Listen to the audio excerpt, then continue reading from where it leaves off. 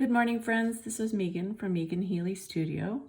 Today's handwriting cursive exercise is going to be 3 letters.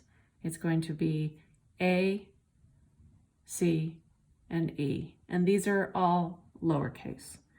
So as I may have mentioned before, we have this sort of this special lined paper. We have a top, a midline that's dotted, and a baseline that's red.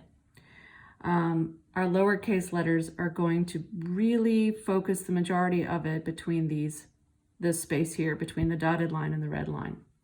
So for the A, I'm gonna show you 2 different ways. And first, I'm gonna tilt this so that I'm comfortable. Starting at the top, we've got an almond shape. We go to the base, we come back, we close that shape, and we've got a loop. Now that's just the letter A, and that's fine. If you want to practice it that way, great. If you are maybe a little more advanced and you want to be a little bit more adventurous, you can start on this base, go all the way up, do the same almond shape, and back down again and go all the way up to the midline. This is the letter that you would use if you were connecting other letters to it. For now, this first one is fine if you just want to get used to that shape. Later on, you're going to want to practice that one.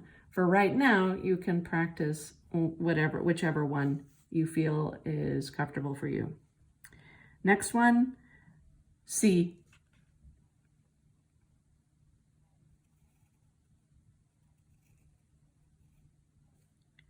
All right, and that's also the same one for the advanced, although we'll probably go all the way up to the midline there. All right. For E, we're going to start at that baseline, and our almond shape is going to be very small, and up there, there's just a lot of almonds in these shapes. E. Now, if you wanted to do the more advanced one, we've got E, and we're just going to loop all the way up to the midline there. So there we have it. We have A, C, and E. You can just have an entire line of all these letters, or if you feel like you want a little extra challenge, maybe spell some words with all of these in it. Ace, for an example.